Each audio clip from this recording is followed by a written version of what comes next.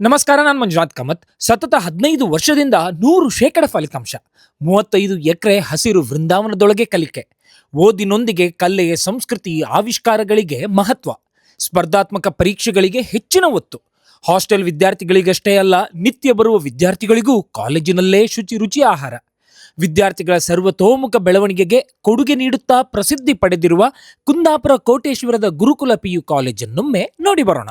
ಗುರುಕುಲ ಪದವಿ ಪೂರ್ವ ಕಾಲೇಜಿಗೆ ಸ್ವಾಗತ.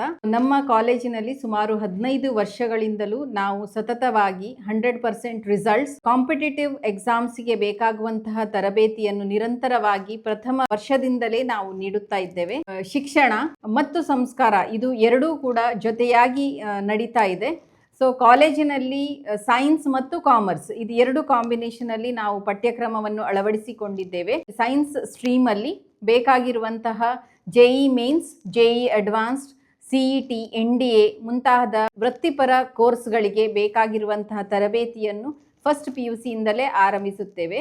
ಹಾಗೂ ಕಾಮರ್ಸ್ ಅಲ್ಲಿ ಕೂಡ CA ಮತ್ತು CPT ತರಬೇತಿಯನ್ನು ಕೂಡ ಪ್ರಥಮ ವರ್ಷದಿಂದಲೇ ಮಕ್ಕಳಿಗೆ ನಾವು ನೀಡ್ತಾ ಇದ್ದೇವೆ. ಸೊ ನಮ್ಮ ಹಾಸ್ಟೆಲ್ನಲ್ಲಿ ಕೂಡ ಉತ್ತಮವಾದ ಒಂದು ಟೈಮ್ ಟೇಬಲ್ ನಾವು ಹಾಕೊಂಡಿದ್ದೇವೆ.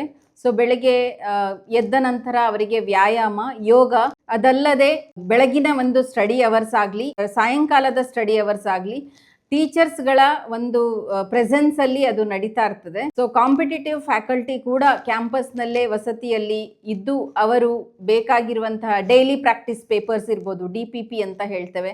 ಸೊ ಅದಕ್ಕೆ ಬೇಕಾಗಿರುವಂತಹ ಒಂದು ಸಪೋರ್ಟ್, ಅಕಾಡೆಮಿಕ್ ಸಪೋರ್ಟ್ ಅವರು ನೀಡ್ತಾ ಇದ್ದಾರೆ. ಆರ್ಟ್ಸ್ ಎಕ್ಸ್ಪೋಜರ್, ಕಾಂಪಿಟೇಷನ್ಸ್ ನಡೆಸುವಂಥದ್ದು, participation in the inter collegiate competitions, ಇದಕ್ಕೆ ಬೇಕಾಗಿರುವಂತಹ ಒಂದು ತರಬೇತಿಯನ್ನು ನಮ್ಮ ನುರಿತ ಅಧ್ಯಾಪಕರು ತರಬೇತಿಗೊಳಿಸುವಲ್ಲಿ ಸಮರ್ಥರಾಗಿರುತ್ತಾರೆ. ಸುಮಾರು 15 ವರ್ಷಗಳಿಂದಲೂ ಕೂಡ ನಿರಂತರವಾಗಿ ಉತ್ತಮ ಗುಣಮಟ್ಟದ ವಿದ್ಯಾಭ್ಯಾಸ ನೀಡುತ್ತಿರುವ ನಮ್ಮ ಗುರುಕುಲ ಪದವಿ ಪೂರ್ವ ಕಾಲೇಜಿನಲ್ಲಿ ಸುಮಾರು 250ಕ್ಕೂ ಹೆಚ್ಚು ಮಕ್ಕಳು ವಿದ್ಯಾಭ್ಯಾಸ ಪಡೆಯುತ್ತಿದ್ದಾರೆ. ಪರಿಪೂರ್ಣವಾದ ಒಂದು ಶಿಕ್ಷಣ ನೀಡಿ ಅವರಿಗೆ ಮುಂದೆ ಅವರು ಕಂಡಿರುವಂತಹ ಒಂದು ಕನಸನ್ನು ನನಸು ಮಾಡಿಕೊಳ್ಳಲು ನಮ್ಮ ಕಾಲೇಜು ಸದಾ ಸಿದ್ಧರಾಗಿ ಇರ್ತದೆ.